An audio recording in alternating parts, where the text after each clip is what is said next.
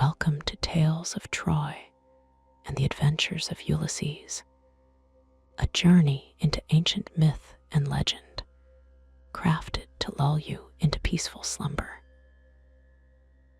Let the echoes of heroes, battles, and timeless voyages drift through your mind like waves against the shores of forgotten kingdoms. Close your eyes as the tale unfolds of mighty Achilles, cunning Ulysses, and the fall of Troy, woven in quiet whispers of the past. If you enjoy these soothing storytelling sessions, be sure to subscribe for more content that helps you sleep deeper and dream farther. Rest well and let the myths carry you away. The winds howled like a chorus of vengeful spirits as the black-sailed ships of the Greeks sliced through the churning sea. They had waited too long, fought too hard, lost too many Achilles, Aias, Patroclus. But tonight they would take Troy, or they would perish beneath its blood-stained walls.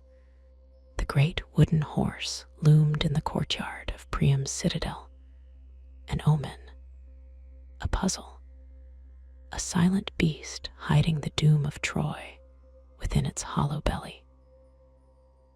Sinon, a man whose silver tongue had deceived the Trojans into believing the horse was an offering to the goddess Pallas Athene, now watched from the shadows as the city reveled in its supposed victory. Torchlight flickered against stone walls as wine flowed and laughter rang through the streets. The foolish Trojans believed the war was over.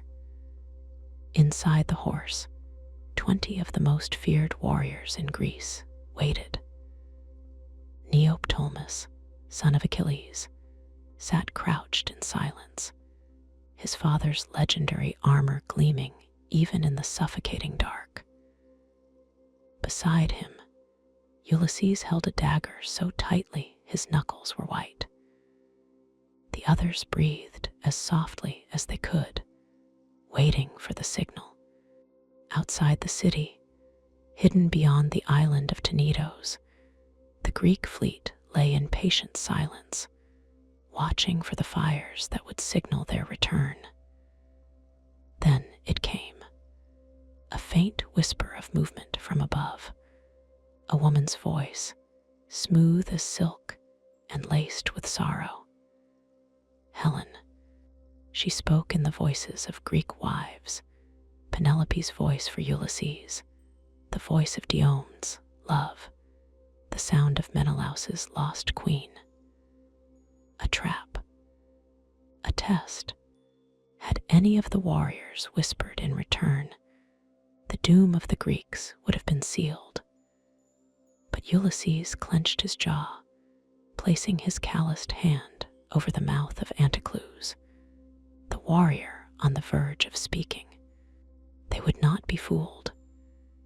Minutes stretched into hours. The city slumbered, and the guards, drunk, careless, left their posts. Sinon crept forward through the darkness and reached the latch hidden beneath the horse's side. With trembling hands, he loosened the locks. The world shifted.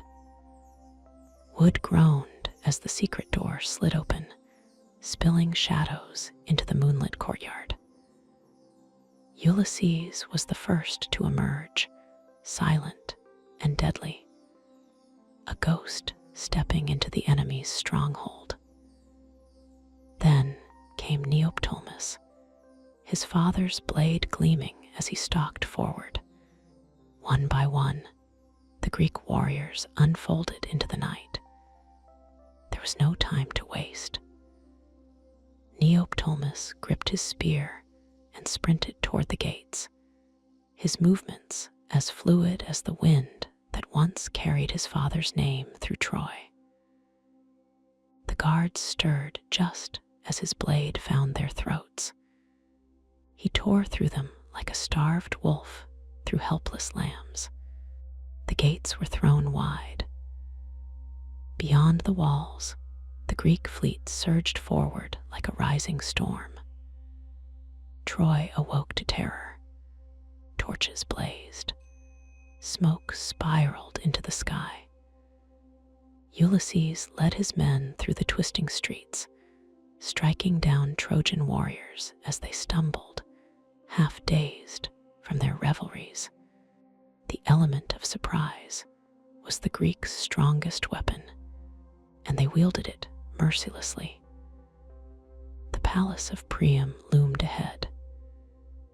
There, Deiphobus, who had taken Helen as his own after Paris's death, fought valiantly, his sword clashing against Menelaus's in a deadly dance. But Menelaus had waited too long, suffered too much, to lose his prize now. With a fierce cry, he drove his blade into Deiphobus's heart. Helen stood in the ruins of the chamber, her golden hair cascading down her shoulders, her face a mask of sorrow.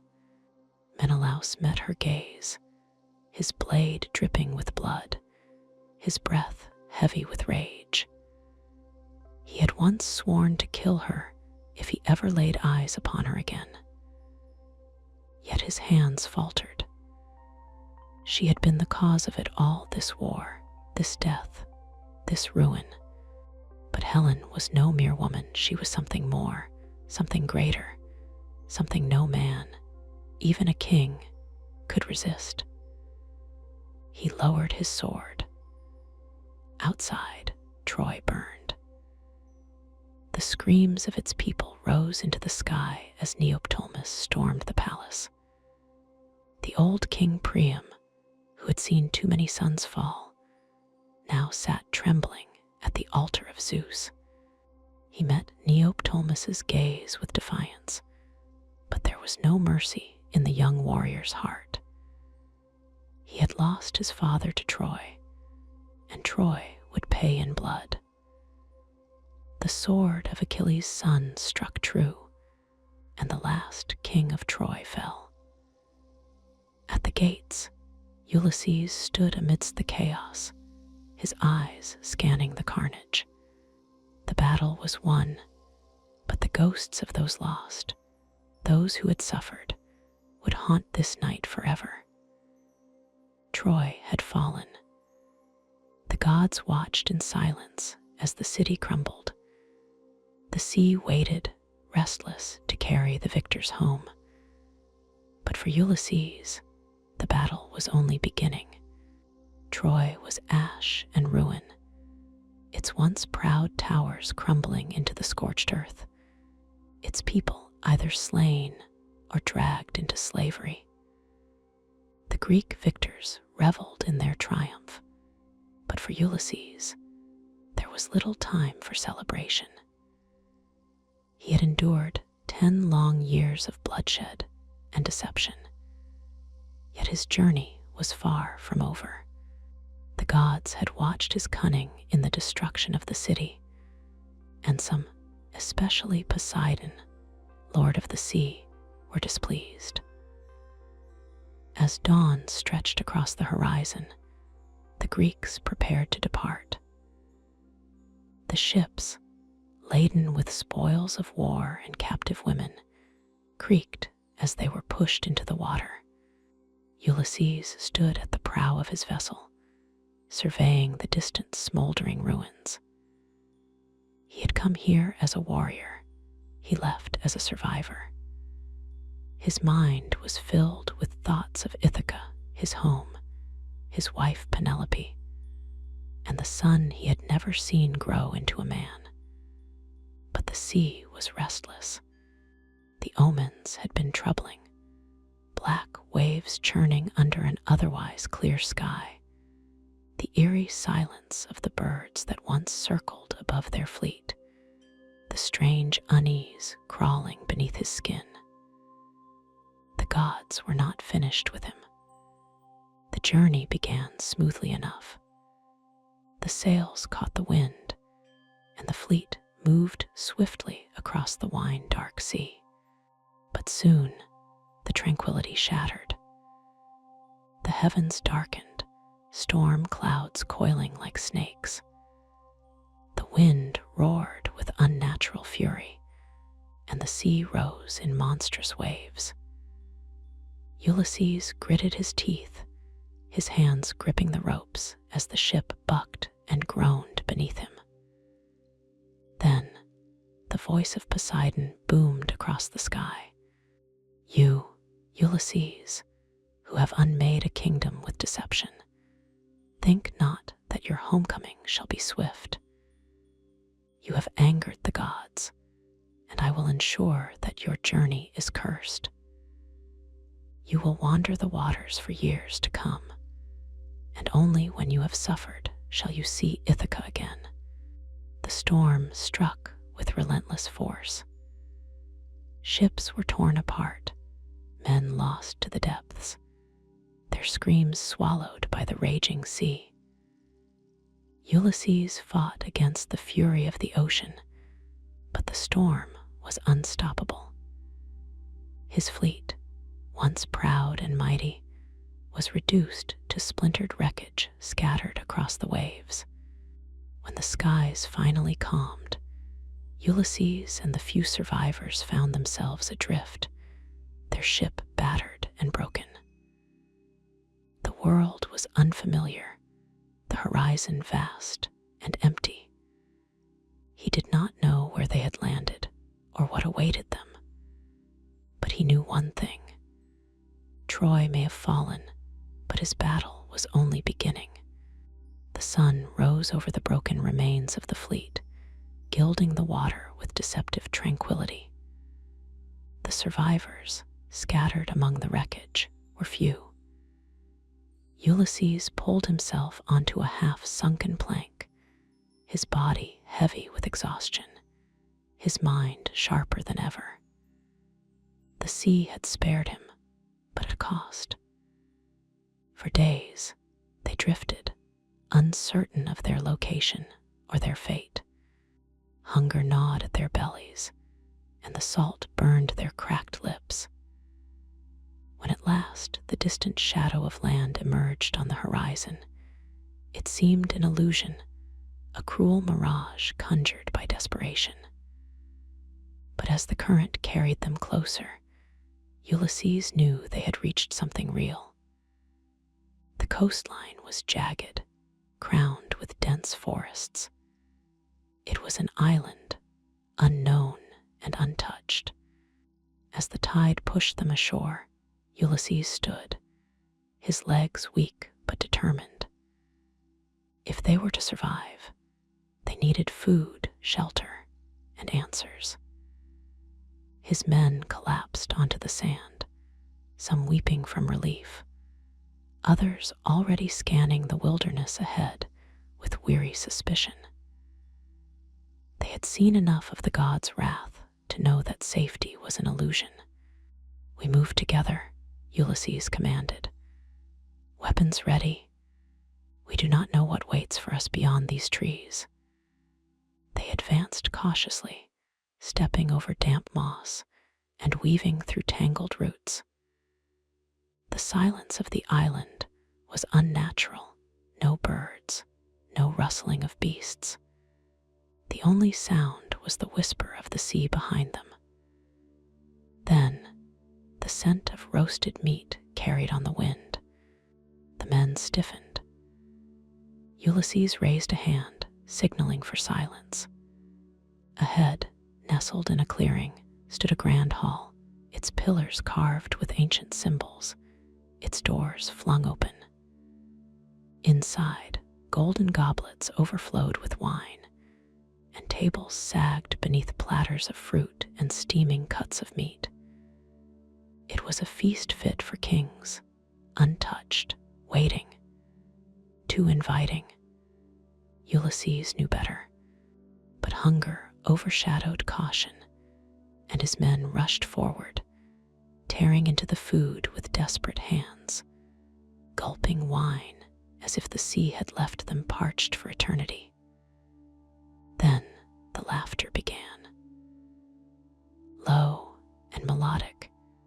drifted through the hall like wind through trees. A woman emerged, her robe flowing as if woven from moonlight, her dark eyes filled with knowing amusement. Circe. Ulysses recognized her instantly. A sorceress, one of the divine, a wielder of power beyond the realms of mortal understanding. He moved to stop his men, but it was too late.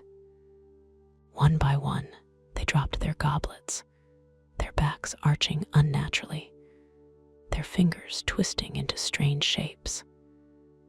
Fur rippled across their skin, their cries became guttural.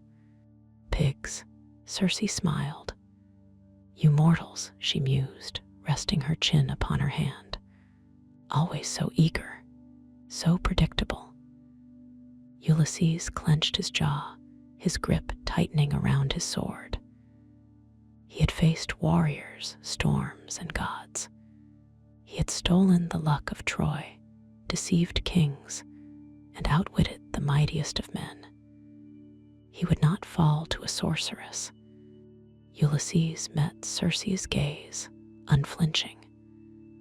The sorceress tilted her head, amused at his resistance. You are different, she murmured. Most men bow to power. You stand against it. He did not answer. He could not afford to play her game. His men, once proud warriors, now whimpered on the stone floor, their bodies transformed beyond recognition. The air was thick with enchantment, heavy with the scent of wild herbs and unseen magic. Circe rose from her throne and stepped forward. Tell me, Ulysses, how do you intend to defy me? His fingers tightened around the hilt of his sword, but he knew steel was worthless against her power. He needed more than brute force. He needed wisdom. I do not come as an enemy, he said carefully, but I do not bow to tricks. Restore my men, and I will not be your foe. Circe laughed softly, shaking her head. You think you dictate terms in my domain. She traced a finger along one of the golden goblets. You entered my hall. You feasted upon my food. You have already accepted my power. Ulysses did not let his expression falter. I have accepted nothing. A spell cannot bind a mind that resists. Circe narrowed her eyes. Then, slowly, a smile curved her lips. You amuse me, warrior. Very well. She lifted one hand, and the air shimmered like heat rising from stone. A moment later, his men were themselves again, weak, shaken, but human. Ulysses did not lower his guard. You gave them back. Why? He asked. Circe examined him for a moment, then spoke in a tone both knowing and patient. Because I am offering something greater than captivity. A pause. The tension shifted, no longer an immediate battle of wills, but a negotiation. You cannot return home yet, Circe continued. The gods have set your path, and it does not lead directly to Ithaca. If you attempt the journey now, you will fail. You must first descend into the realm of the dead. The words hung in the air like the final echoes of a dying man's breath. The land of the dead, Ulysses repeated, suspicion and intrigue interwoven in his voice. Circe nodded. Only there will you find the wisdom you need to navigate what awaits you. You must seek Tiresias, the blind prophet, and he will reveal the trials ahead. Ulysses did not immediately agree. He studied Circe, searching for deceit, but found only certainty. He knew enough of fate to recognize when it was useless to resist. Ulysses stood stood in contemplation. The war was over, yet his struggle remained, shifting from the battlefield to a voyage neither expected nor welcomed. The sorceress Circe had spoken of his path, a descent into the realm of the dead, where only the ghost of Tyreus could reveal the trials that lay ahead. There was no choice. The gods had woven their design, and Ulysses, master of deception, cunning, and resilience, would not defy them. Circe provided guidance before their departure. She instructed Ulysses to sail westward until they reached the land where the sun dies, a place beyond mortal borders. There, he must seek the entrance to the underworld, offer sacrifices, and summon the spirits of the dead. Only then would Tyreus appear. With renewed provisions, Ulysses and his men set sail, their hearts weighed with unease. The sky darkened as they journeyed further from known waters. The winds, once favorable, became restless, whispering strange omens. The sea, reflecting the gods' mysteries, churned beneath them. After days of treacherous sailing, they arrived at a barren shore. Jagged rocks protruded from blackened earth, the scent of decay thick in the air. Here, the border between life and death was thin, a passage unseen yet felt. Ulysses stepped onto the cold ground, his sword in hand, and prepared the ritual as instructed. He dug a trench, pouring honey, wine, and barley into the earth, calling upon the shades. Then he took his blade and sacrificed a ram, letting its blood seep into the soil. The air grew heavier. A silence, unnatural and oppressive, swallowed the space around them. Shadows flickered at the edges of sight, figures forming from the mist, half seen in the dim glow of the fading sun. The dead had come. Ulysses remained motionless, holding his sword firm. The spirits approached, drawn by the offering, their hollow eyes filled with longing. Among them, he recognized old comrades, men lost in battle, warriors who once stood beside him at Troy. The shade of Agamemnon appeared, his spectral form still carrying the weight of his betrayal and death upon returning home. Achilles came forth, his presence as commanding as in life, yet touched with melancholy. You speak with the dead, but do you know what awaits you among the living? Achilles asked. Ulysses did not respond. He could not afford to be distracted. Then, Tyreus emerged from the mist, his blind eyes seeing beyond time. The prophet regarded Ulysses, knowing the purpose of his arrival. You seek knowledge, and I shall give it, Tyreus spoke. But wisdom bears a price.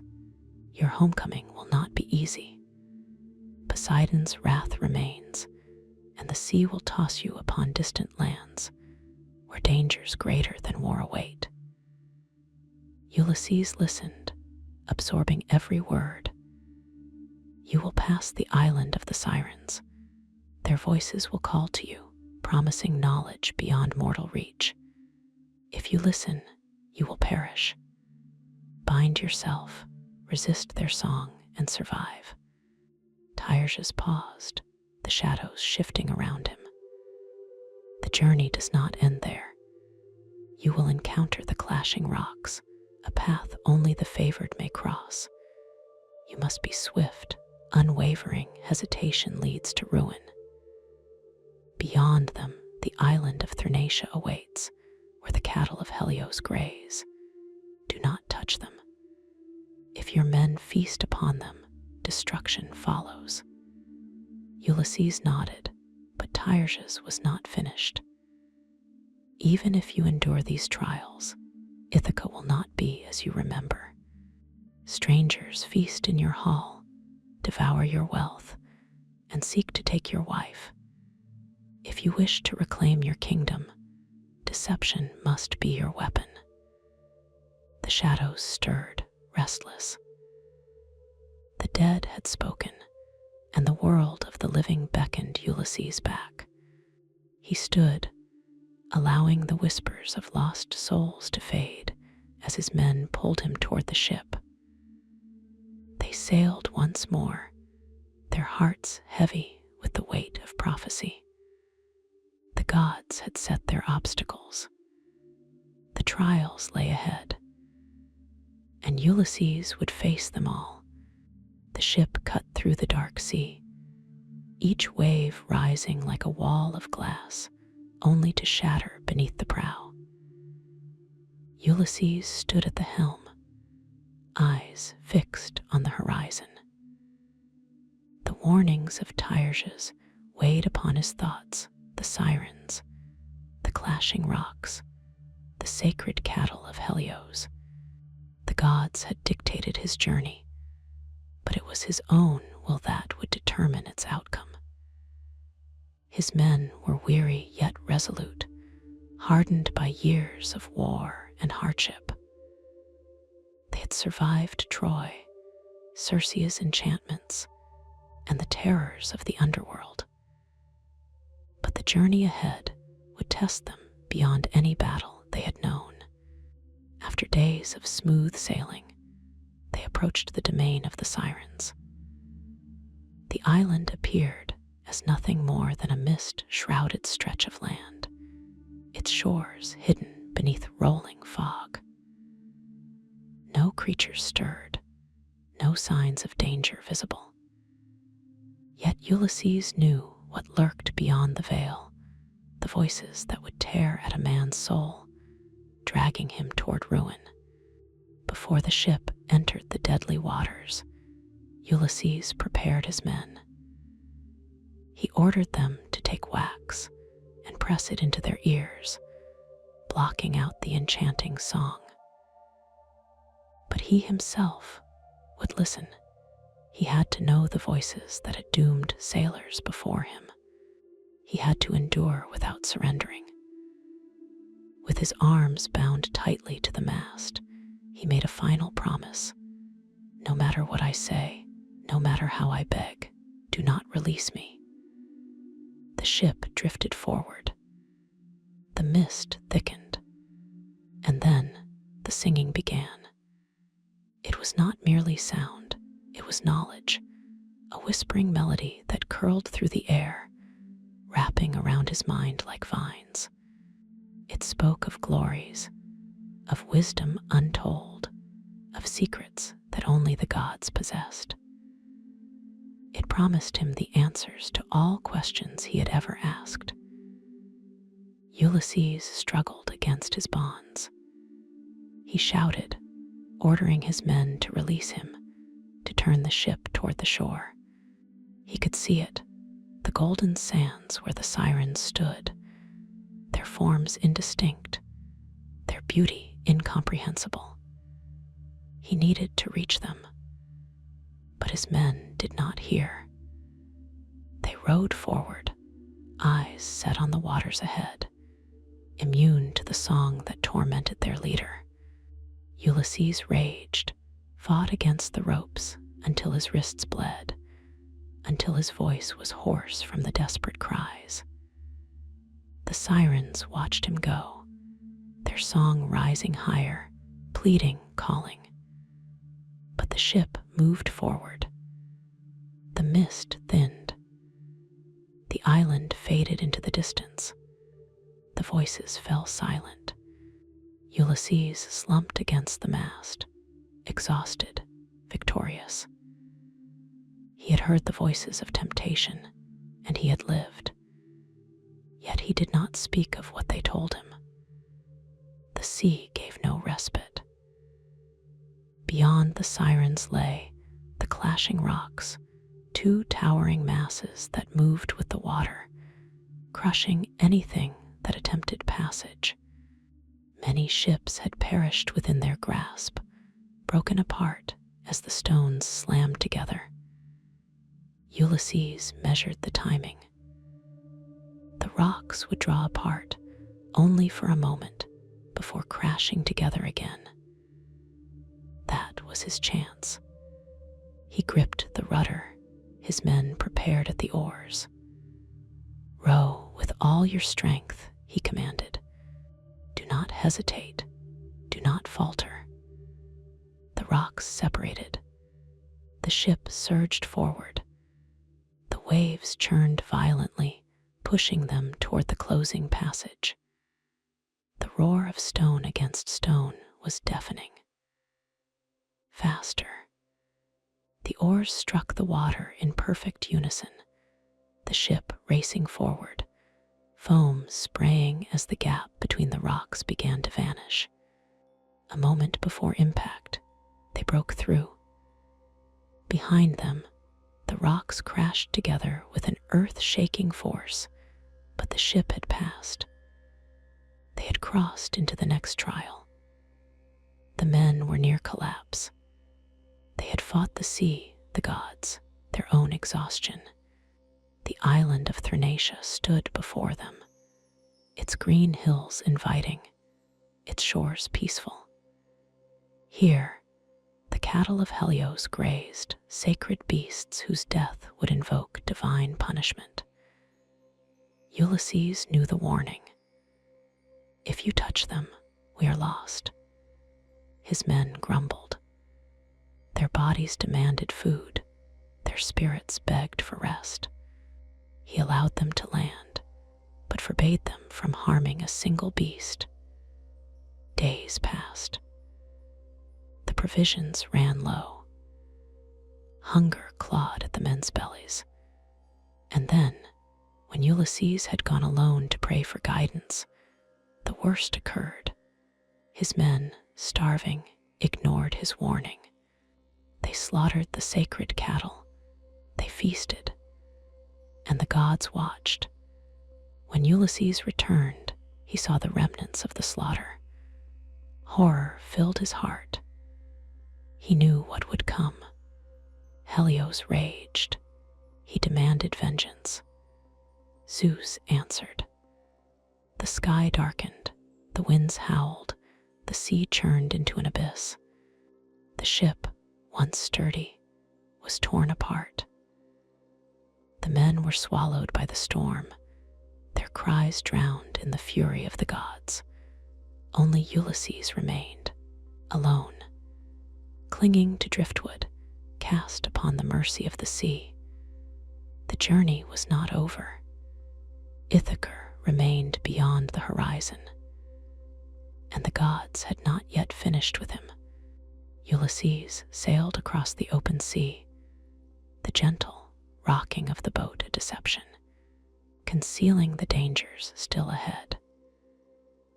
Though Calypso had released him, he knew that Poseidon had not.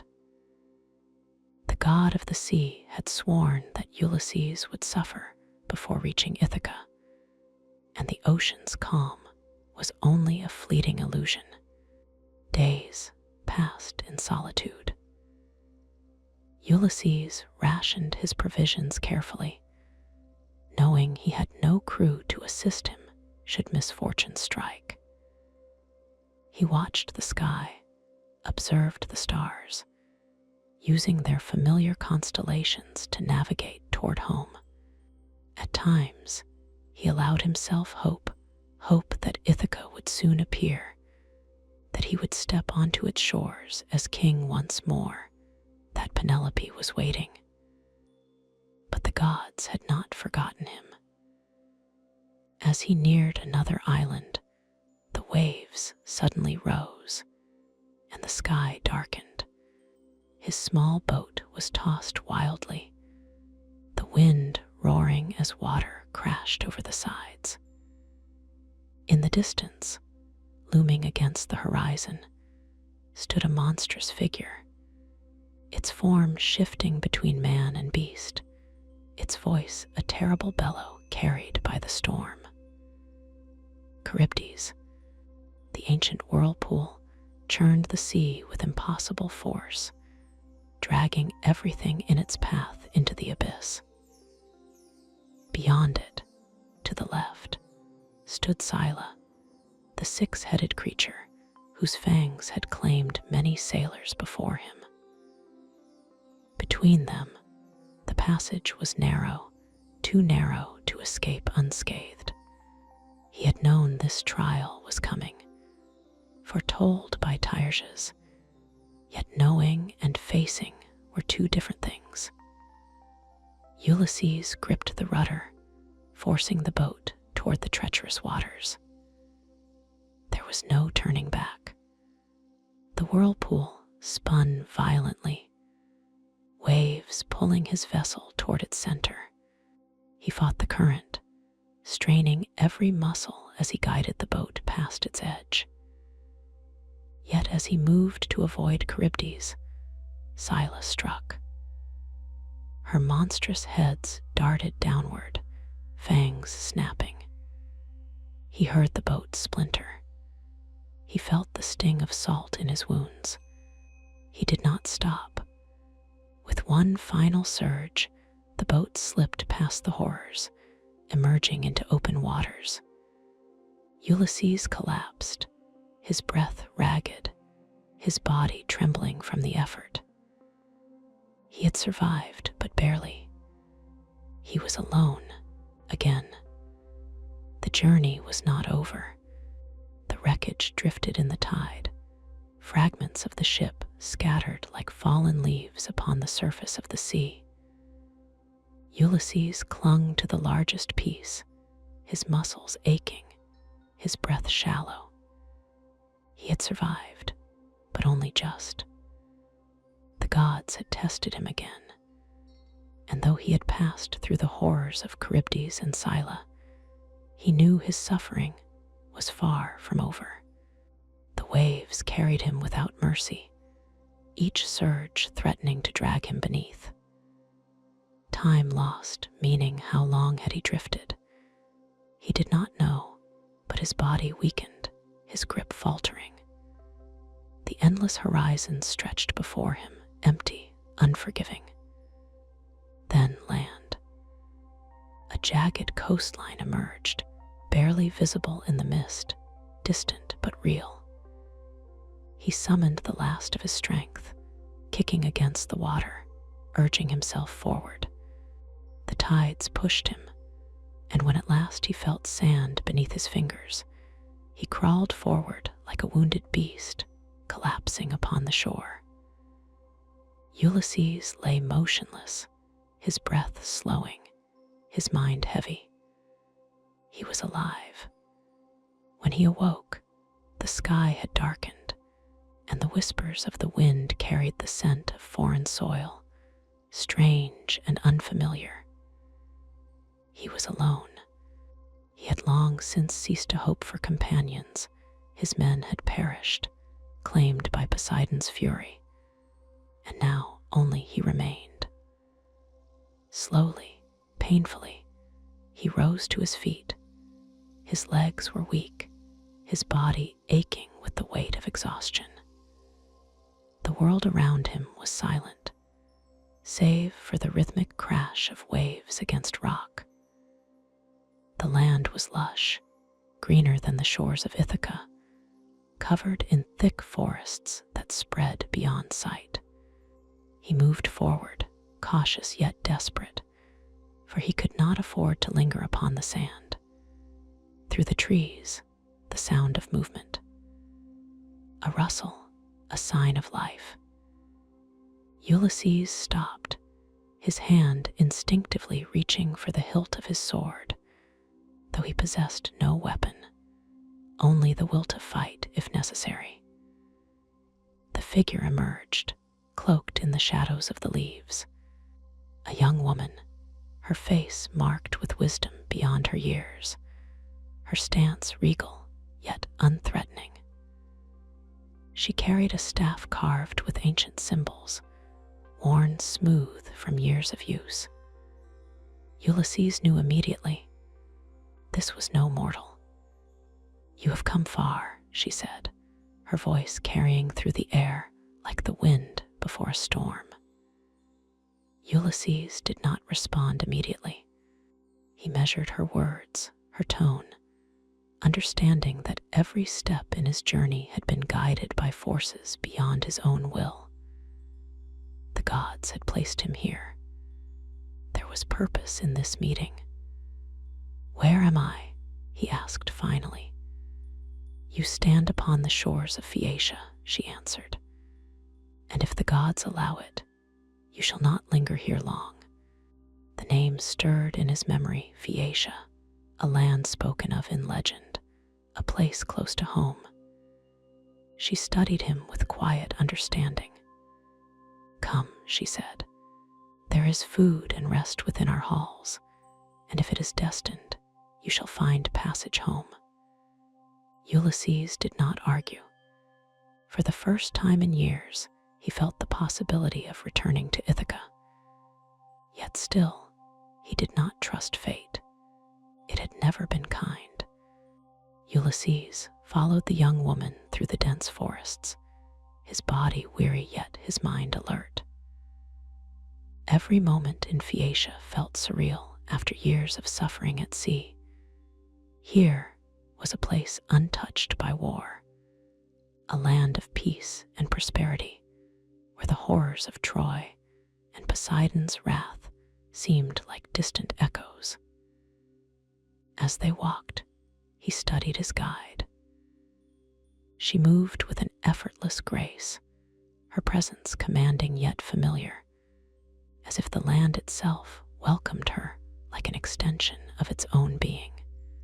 When they arrived at the halls of King Alcinous, Ulysses was greeted as an honored guest, though few knew his name. They saw only a shipwrecked wanderer, a man cloaked in weariness, yet carrying an air of nobility. He was bathed, given new garments, and offered a place at the banquet. He ate, though cautiously, knowing that even hospitality could mask unexpected danger. The people of Phaeacia, however, were not like those he had encountered on his cursed journey. They did not seek to ensnare or deceive, only to listen. The king himself sat beside him, studying him with quiet curiosity. "You have come far," he said, the weight of years carried in his voice. "A man does not wash upon our shores unless fate has guided him." Ulysses lowered his goblet, measured his words. "Fate has dictated my journey," he admitted, "but I do not yet know if it will allow me to reach its end." The silence that followed was heavy with unspoken understanding. The Phaeacians were blessed by the gods, favored by the immortals, yet even they knew the cruelty of divine will. They did not ask Ulysses directly who he was, nor why he had come. Instead, they waited. So, he spoke. He told them of Troy, the battles fought, the warriors lost, the deception that sealed the city's fate. He spoke of the horrors of the sea, of Charybdis and Scylla, of the cursed cattle of Helios, of the storm that stole his men and left him adrift.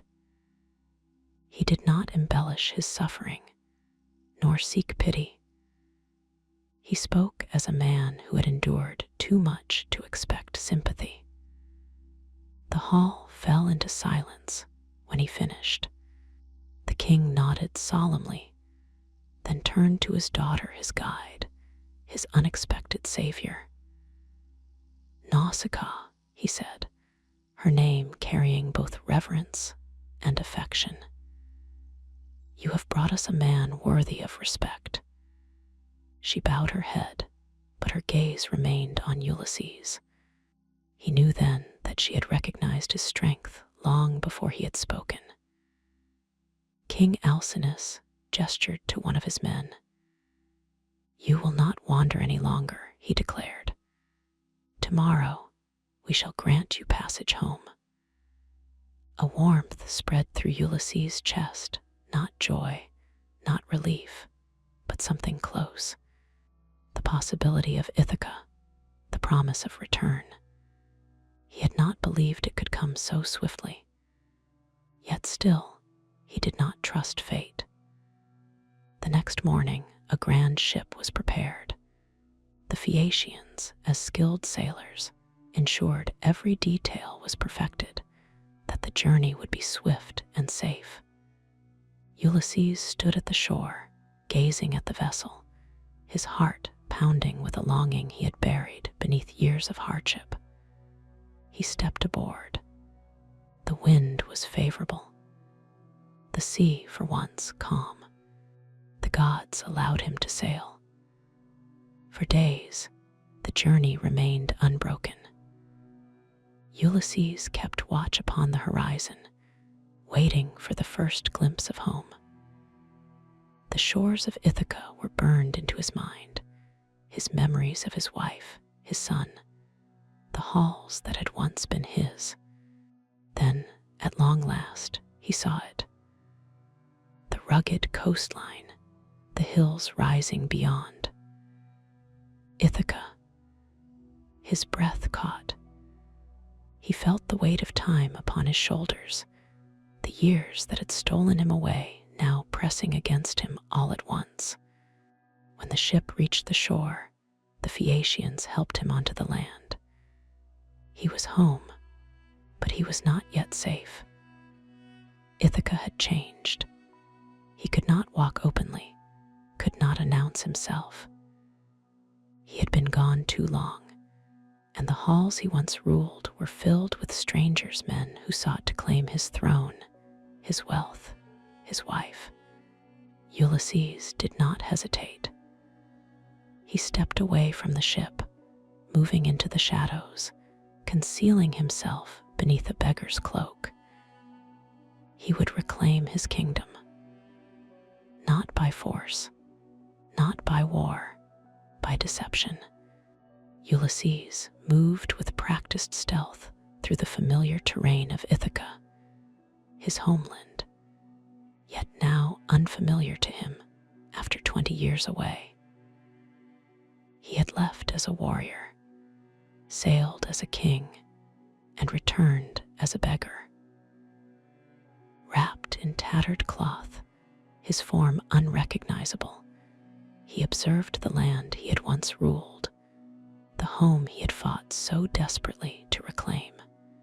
Ithaca had changed. The halls that once echoed with the laughter of his people were now filled with strangers, men who feasted on his stores, drank his wine, and sought to take Penelope as their own. The suitors had grown bold in his absence.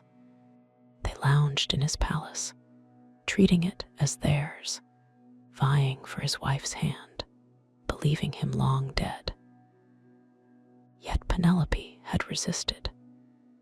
She had not surrendered to their demands, but had endured, weaving and unraveling her tapestry night after night, delaying the moment of decision. Ulysses knew that he could not simply walk in and claim his place. To do so would be foolish, a death sentence against so many men who saw him only as an obstacle to their desires. He needed patience, cunning, the very qualities that had allowed him to survive Troy and the wrath of the gods. First, he needed allies. He made his way to the humble hut of Eumaeus, his old swineherd, a man whose loyalty had never wavered. As Ulysses approached, he listened from the shadows, hearing Eumaeus speaking with another, his own son, Telemachus. Grown into a man Ulysses had never seen. Telemachus had left Ithaca seeking news of his father, traveling to distant lands to find any trace of him, only to return empty-handed. He had come to Eumaeus now, uncertain of what would happen to his home, his mother, his own claim to his father's throne. Ulysses stepped into the light, his disguise still intact, his heart hammering in his chest. Eumaeus welcomed the unknown stranger, offering him food and drink, treating him with kindness as any true Ithacan would. Ulysses listened, measuring his words carefully, watching Telemachus with quiet fascination. Then, when they were alone, he revealed himself. At first, Telemachus could not believe it. His father, the man whose name had been spoken in whispers and prayers, who had been mourned and remembered, now stood before him. The recognition came slowly, and when it did, it struck with the force of years lost. Telemachus embraced Ulysses, his heart pounding with the weight of a reunion long overdue. Eumaeus, loyal as ever, swore himself to his king. Together, they devised their plan. Ulysses could not strike openly, the suitors were too numerous. But deception had always been his weapon, and so it would be once more. Disguised, he entered his own halls, walking among those who had wronged him, watching them feast, laughing at his expense. None looked at him twice, believing him nothing more than another beggar in search of scraps. And then Penelope, his wife, emerged. She moved with quiet grace, her beauty undiminished by the years of sorrow and uncertainty. The suitors pleaded for her attention, each seeking to prove his worth, but she remained distant, untouched by their flattery. Ulysses listened as she spoke of the contest she would hold the test to determine who would take her hand. Her words were deliberate. She did not seek just any man. She sought the one who could string Ulysses' bow. The suitors laughed, boasting of their strength, certain that one among them would succeed. Yet one by one, they failed, unable to pull the string, unable to match the grip of the king, whose throne they sought to claim. Then the beggars stepped forward. Mockery filled the hall. How could this nameless wanderer believe himself worthy? How could he, who bore the grime of travel and the weight of age, seek to wield the weapon of a warrior? But Ulysses did not waver. With a single movement, he strung the bow effortlessly, the sound echoing through the chamber like the final strike of destiny itself. Silence followed, tense and waiting. Then Ulysses turned the bow upon the suitors. The first arrow flew, striking deep into the throat of a man whose laughter had been the loudest. Panic erupted. Ulysses cast aside his disguise, his voice thundering through his halls. "I am Ulysses, king of Ithaca, and you shall pay for your treachery." The suitors scrambled, reaching for weapons, seeking escape. But Telemachus stood beside his father, armed and ready. Eumaeus and others loyal to their king took their places, closing the doors, trapping the men who had abused their home. The battle was swift. The suitors, once arrogant in their numbers, now fell one by one to the fury of the rightful king. Blood stained the floors. Cries of desperation rang through the halls. But Ulysses did not falter. He had fought for this moment. He had suffered for it. And now, Ithaca was his again. When all was silent, Ulysses turned to Penelope. She had watched everything, her heart steady, her eyes locked upon him. "You are truly my husband," she whispered at last. The years had stolen time from them, but they had not stolen their love.